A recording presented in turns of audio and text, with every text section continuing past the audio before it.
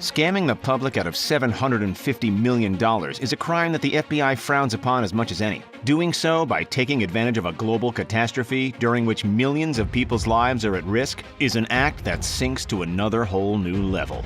Alas, wherever there's an opportunity to take advantage of something, the fraudsters and the crooks are quick to pounce. That was exactly the case with Christopher Paris, a man who exploited the Department of Veterans Affairs and made a mockery of the American health and emergency response systems. It didn't take long before cunning FBI detectives managed to track him down. So how did the scam work, who fell for it, and how did he wind up giving himself away? Let's find out.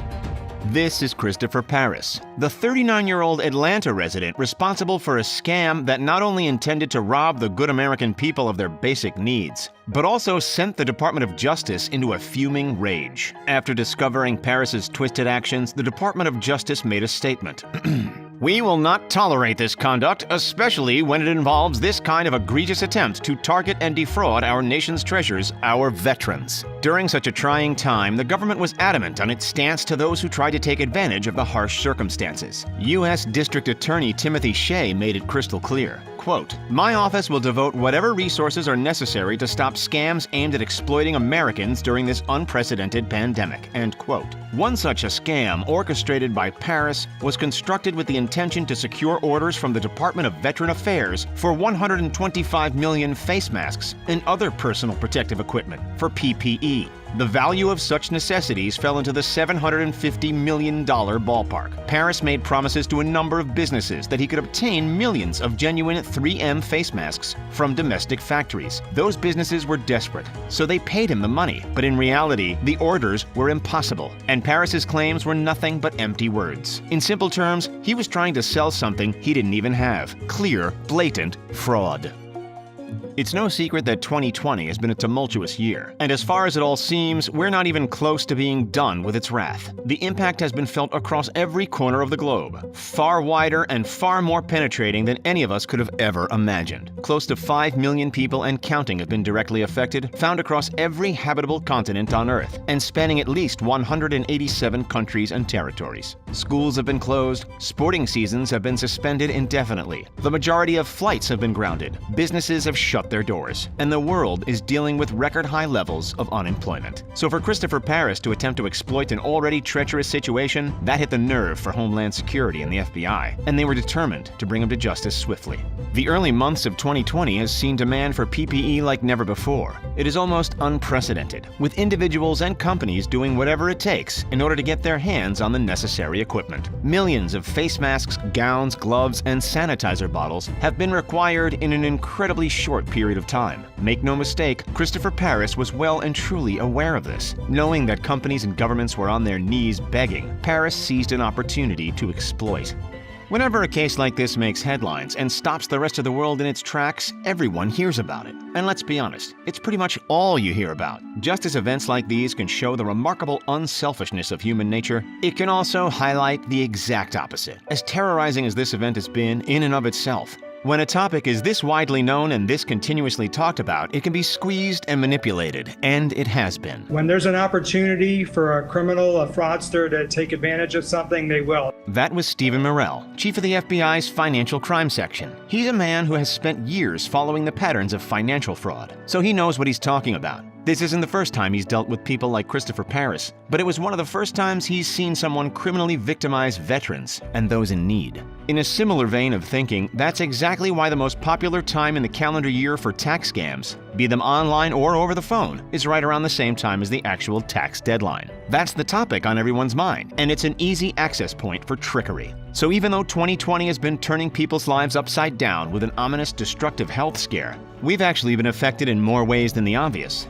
As tough as it is to believe, and as much as it makes our blood boil, some criminals have been capitalizing on the chaos and sending out all kinds of virus-related scams with the selfish intention of lining their own pockets. As the internet continues to expand into every aspect of society, online scams are growing not only in numbers, but in sophistication as well. Nearly 100,000 attempts of phishing are reported each month worldwide, based on the numbers coming out of the Anti-Phishing Working Group. We know that Paris made false promises of PPE in order to swindle $750,000, but how did the FBI actually track him down? Aware of shady business happenings all over the country due to an array of counterfeit masks and cleaning products popping up in every corner, the Department of Homeland Security Investigations, an arm of the Department of Homeland Security, led a nationwide crackdown. Dubbed Operation Stolen Promise, the Department of Homeland Security Investigations team opened up more than 370 cases. One of those cases was that of Christopher Paris. From his home outside Atlanta, Paris was claiming to represent a company called Encore Health Group. We know that he was trying to sell non-existent 3M respiratory masks and other protective equipment. But the red flag that led the investigation was not the amount he was trying to offload, but rather the price. One of Christopher's targets was a company located in Baton Rouge, Louisiana. The company in question had already done business with the state and was trying to help government agencies buy PPE. So, this company contacted the Office of the Inspector General at the Department of Veterans Affairs with the purchase plan that Paris had presented to them. However, that's when the sirens started to go off. The department was suspicious of the price. It was about 15 times what they were accustomed to paying for similar products. With an inkling that something was shady, the department phoned up Homeland Security. They made a few phone calls, did some digging, and were quickly linked to Paris. Even though he'd been caught red-handed, some of the damage had already been done. The U.S. government seized more than $3.2 million from his accounts, a sum of deposits already made thanks to his fraudulent activities. The authorities also said that a bank account controlled by Paris received more than $1.1 million.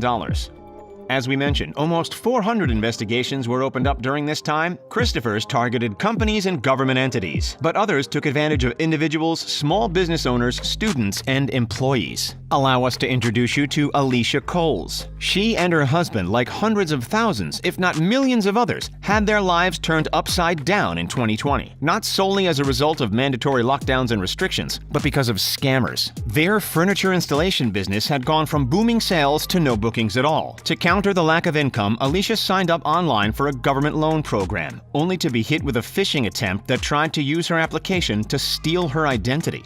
People like Alicia have fallen for all kinds of scams. Some websites have been advocating that apps can track infected people in your area and thus help you know which spots to avoid. However, as soon as you install the app, it shuts down your phone and demands a ransom. In this case, $100 worth of Bitcoin. There have also been extortion threats, with criminals demanding payment and hovering the threat of physically coming to the victim's door and transmitting the virus. Then there are the phone scams. Give this a listen. We can qualify you to get a free diabetic monitor and a complimentary testing kit for coronavirus.